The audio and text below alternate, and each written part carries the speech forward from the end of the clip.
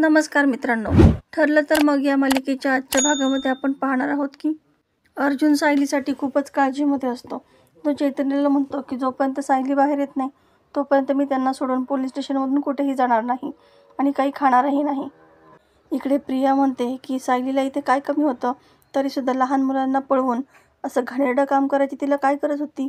तेव्हा मधुभाऊ रागातच तिच्यावरती हात उगारतात. प्रिया रागातच म्हणते, मारा ना मला. थांबलात का? मारा.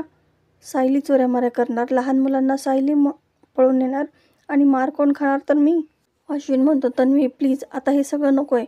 तेव्हा तन्वी रागातच म्हणते, तुम्हाला काय गप्प करतोयस? जाब मधुभाऊंना विचार ना, त्यांनी तुझ्या बायकोवरती हात उगारलाय. तेव्हा प्रताप म्हणतो, कारण ते तुझे वडील आहेत आणि त्यांना जाब विचारण्याचा पूर्णपणे हक्क आहे. प्रिया म्हणते, मग ते सायलीला का जाब विचारत नाहीत? प्रताप म्हणतो, कारण सायलीने असं काही केलं असेल यावरती आमचा कुणाचाच विश्वास नाही आहे. आणि खोट्या आरोपांचं काय सांगतेस? सायलीवरती असे खोटे आरोप खूप वेळा झालेत. सायलीवरती चोरीचा आरोप आला होता आणि नंतर तूच तोंडगशी पडली होतीस, आठवत आहे ना? कल्पना म्हणते की तन्वी तू जरा आता थांबच, आधीच खूप भयंकर घडले, त्याच्यामध्ये तू आता जुनं काही उकरायला जाऊ नकोस, प्लीज जरा थांब. आता दुसऱ्या दिवशी सकाळी कल्पना तशीच अर्जुनची वाट पाहत दारामध्ये उभी असते. ती प्रतापला म्हणते की अर्जुन अजूनही घरी आलेला नाही आहे आणि मला खात्री आहे की अर्जुनने कालपासून काही खाल्लंसुद्धा नसेल. प्रताप म्हणतो, अगं चैतन्य आहे त्याच्यासोबत आणि आपण तिथं जाऊन काहीच होणार नाही आहे, कारण ऑलरेडी अर्जुनलाच सायलीला भेटता आलं नाही आहे. गुन्हा जर गंभीर असेल ना तर काही प्रोटोकॉल असतात आणि ते आपल्याला पाळावे लागतात. कल्पना म्हणते, मग तुम्ही आत्ताच्या आत्ता मला अर्जुनला फोन लावून द्या, मला त्याच्याशी बोलायचं आहे. आता हे सगळं बोलणं प्रिया ऐकते आणि मनातच म्हणते की अर्जुन समोर असला की या कल्पीचं तोंड सदा बाकडं असतं आणि आता कसं प्रेम उतू चाललंय. या आई झालेल्या बायकांचं ना काही कळतच नाही.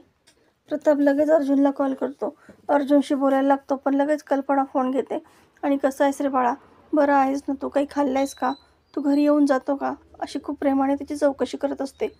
तेव्हा अर्जुन म्हणतो की नाही, सायलीला जोपर्यंत घेऊन येत नाही तोपर्यंत मी घरी येणार नाही. कालपासून मी सायलीला बघितलंसुद्धा नाही आहे. सायलीच माझी ताकद आहे, त्यामुळे मी तिला घेतल्याशिवाय घरी येणार नाही. आता इकडे इन्स्पेक्टर पोलीस स्टेशनला येतात आणि ते अर्जुनला म्हणतात की तुम्ही रात्रभर इथेच बसून होतात का?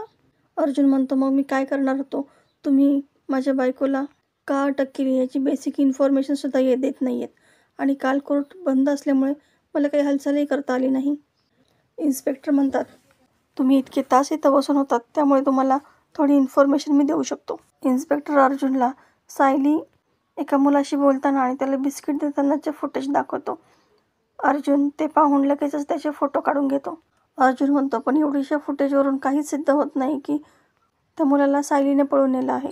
तेव्हा इन्स्पेक्टर म्हणतात की तो मुलगा इथे रडत आहे आणि सायली सुभेदार त्याला रडत रडत रोडच्या पलीकडे घेऊन गेल्या आणि त्याला बिस्किटसुद्धा दिलं. त्यानंतर तो मुलगा गायब झालाय. त्याला भेटलेली सायली ही शेवटची व्यक्ती होती. अर्जुन म्हणतो, तुमचा फक्त संशय आहे आणि त्याच्यावरून तुम्ही निष्कर्षापर्यंत पोहोचलात का? इन्स्पेक्टर म्हणतात की एवढ्या भोळ्या भाबड्या दिसणाऱ्या बायकाच ना चाइल्ड ट्रॅफिकिंगमध्ये इन्व्हॉल्व असतात. अर्जुन विचारतो की हे CCTV फुटेज कोणत्या रस्त्यावरचं आहे ते मला सांगा. तेव्हा इन्स्पेक्टर नकार देतो. आता अर्जुन खूपच चिडतो, ठीक आहे नका सांगू, आता तुम्ही संशयावरती माझ्या बायकोला अटक केलं, तिच्यावरती नको ते गुन्हे लावले, तिला वकीलही मिळून दिलं नाही, हे सगळं तुम्ही आता कोर्टामध्ये एक्सप्लेन करा. काल मी शांत बसलो होतो पण आज मी बसणार नाही. इन्स्पेक्टर घाबरूनच अर्जुनला थांबवतो आणि CCTV फुटेज कुठलं आहे ते सांगतो. अर्जुन आणि चैतन्य घाईघाईने तिथून लगेच निघून जातात.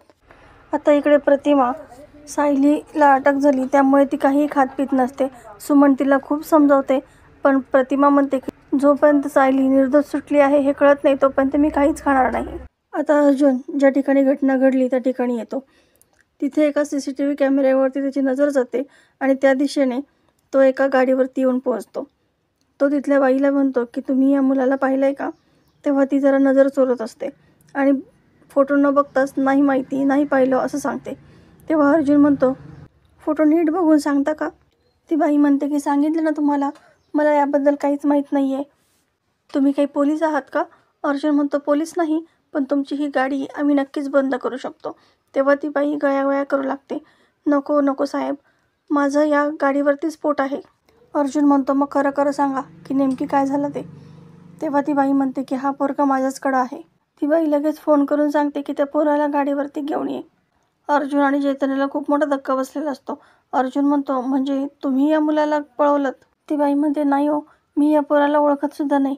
काल 2 गुंड आले होते.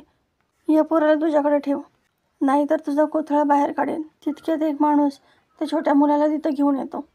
अर्जुन त्या मुलाची चौकशी करतो. ती बाई पुढे सांगते की मी त्या गुंडाला बोलले सुद्धा की कशाला त्या छोट्या जीवाचे हाल करताय.